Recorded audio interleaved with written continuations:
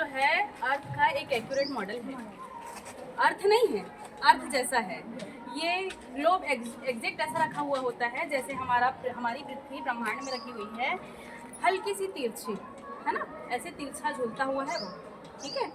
और अर्थ ऐसे पूरा गोल नहीं होता, ऑरेंज के शेप का होता है। कैसा होता है? ऑरेंज के शेप का। ऐसे पूरा गोल अर्थ नहीं है। अब ये बताइए कि हम अर्थ के आउटर साइड रहते हैं कि इनर साइड? आउटर साइड, है ना। फिर आउटर साइड में किसमें रहते हैं? ऊपरी लेयर को क्या कहते हैं? हमारा जो ये ऊपरी लेयर है ये सॉइल है। क्या है? सॉइल। इसके जस्ट बाद, है ना, मतलब इससे जस्ट नीचे ये हमारा नेक्स्ट आता है ना, नेक्स्ट लेयर जो होता है ये हमारा क्रस्ट। क्रस्ट हिंदी में भूपर्पट्टी कहते हैं। ये हमारा क्रस्ट। क्रस्ट जो है हमको एक बेस देता है ना, एक ठोस बेस होता है क्रस्ट, जो हमको बेस देता है कि हम वहाँ पर अच्छे से रह, मतलब हमको टिका के रखता है, समझ लो कि हमको चलने के लिए एक ठोस बेस देता है, ठीक। इसके जस्ट नीचे होता है ये मेंटल, है ना, मेटल बोलते हैं इसको, मेंटल। मेंटल जो होता है हल्का सा मतलब लिक्विड जैसा होता है ना। यही जब क्या बोलते हैं इसको, ज्वालामुखी फटती है ना, तो यही मेटल जो होता है पिघल कर बाहर निकलता है, ठीक है। ये मेटल होता है। उसके जस्ट ऊपर का लेयर है ये कोर। पर कोर दो होते हैं, एक आउटर कोर होता है, एक इनर कोर होता है, ठीक है। तो ये है हमारा आउटर कोर, ठीक है। और आउटर कोर भी जस्ट ऊपर है इनर कोर। ये जो इनर कोर है ये हमारे गुरुत्वाकर्षण का केंद्र है। अगर ये नहीं होगा तो हम ऐसे स्टैंड नहीं हो पाएंगे। हम भी जैसे ब्रह्मांड में उड़ते हैं ना, वैसे उड़ते रहेंगे। हमको स्टैंड होने के लिए कोई भी चीज़ ग्रेविटी हमको खींच कर नहीं रखेगी।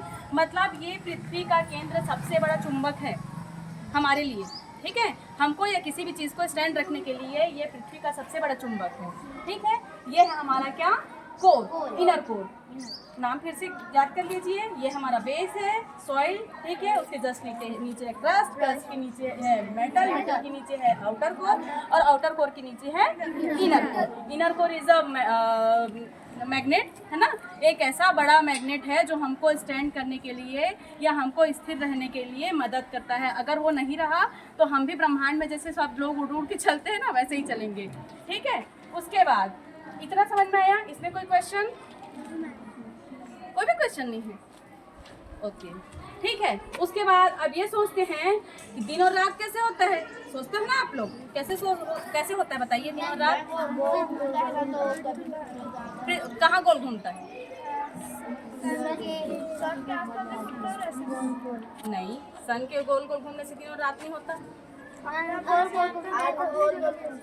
जब अर्थ अपनी एक्सिस पे अपना एक राउंड पूरा करता है ना, ऐसा, ठीक है। ये ऐसे अपनी एक्सिस में क्या करता है, वो एक राउंड पूरे करता है। कितने देर में? 24 आवर्स, ठीक है। कितने देर में? 24 आवर्स। वो अपनी एक्सिस पे ही क्या करता है? घूमता है। इसको क्या कहते हैं? रोटेशन। क्या कहते हैं? रोटेशन, ठीक है।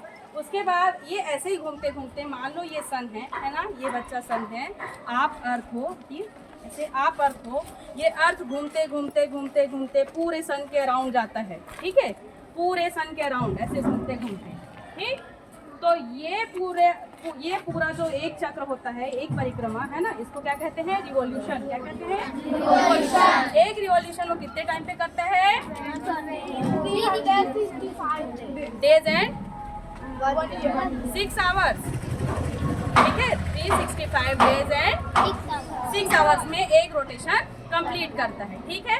तो जब ये अपने एक्सिस पे घूमता है तो दिन से रात होती है, और जब ये अपने एक्सिस में घूमते घूमते पूरे सन के अराउंड घूमता है तो वो अपना एक रिवॉल्यूशन कितने डेज में कंप्लीट करता है?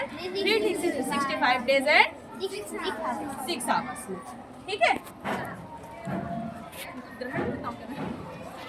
तो अब इसी से हम ये देखते हैं, आप लोग जानते हो हम सुनते हैं कि आज चंद्र ग्रहण है, आज सूर्य ग्रहण है, ऐसा सुनते हैं ना, सुनते हैं कि नहीं सुनते हैं? तो हमारे जो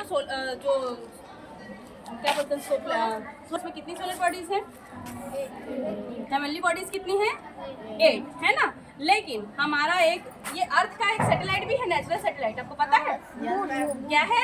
मून है। मून लेकिन सोलर सिस्टम में नहीं आता, ठीक है। मून सोलर सिस्टम का हिस्सा नहीं है, लेकिन वो मून ही है जिस